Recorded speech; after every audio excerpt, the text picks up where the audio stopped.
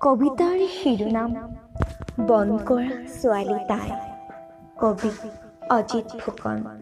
আবৃত্তি ড্ৰিমলি গগৈ। বন কৰা ছোৱালী তাই। অত্যন্ত ফিচিকা ফ্ৰক চোলাটোৱে কথম পিহে সামৰি থয় গাভৰু বয়সৰ গোপন কথা। দেশৰ উঠা নমা ভাঁজবোৰত ওলমি থকা লাজবোৰ দুহাতেৰে থকাৰ আপ্ৰাণ চেষ্টা তাইৰ। চেলাপতীয়া জোকৰ দৰে এৰাব নোখোজা লুলুক চাৱনিৰ মাজেৰে নিতৌ যাত্ৰা। বেমাৰী মাকজনী, বিকলাংগ ভায়েকটো আৰু নিজৰ পেটৰ ক্ষুধাৰ তাড়না।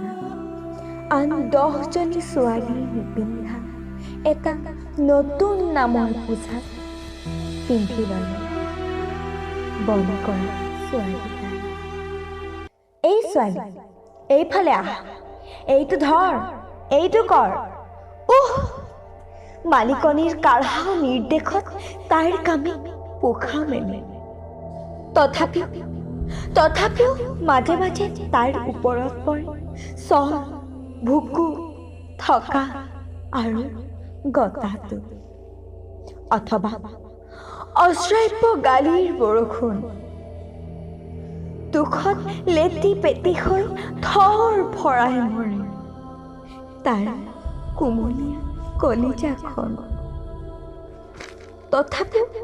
তথাপিও নেকান্দে তাই। কুঁৱলী ফালি ওলাই অহা এচেৰেঙা ৰ'দৰ দৰে তাইৰ ওঠৰ ফাকেৰে বাগৰি মাতত এটা হেতা হাঁহ, মনত ভুমুকিয়াই এটা আশাই।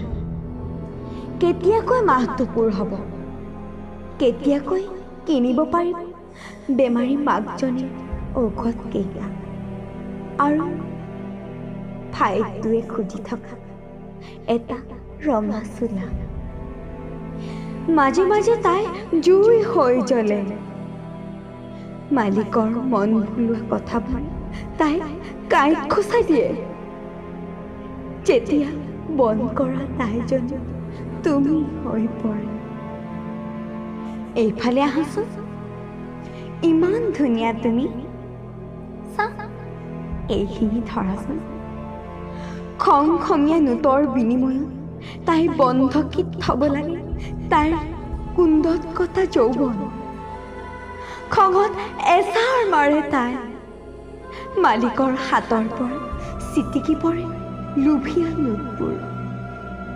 টনা আজোৰাত তাইৰ ফিচিকা চোলাটো আৰু বেয়াকৈ ফাটে। মনত বাঢ়ি যায় তাইৰ এটুকুৰা বিষাদৰ ঘাম।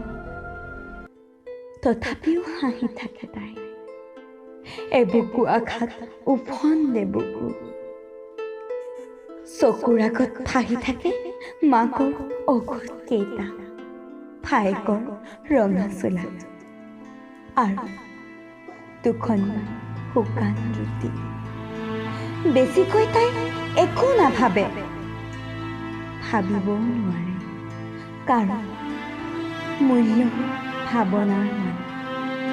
বন কৰা ছোৱালী তাই বন কৰা ছোৱালী।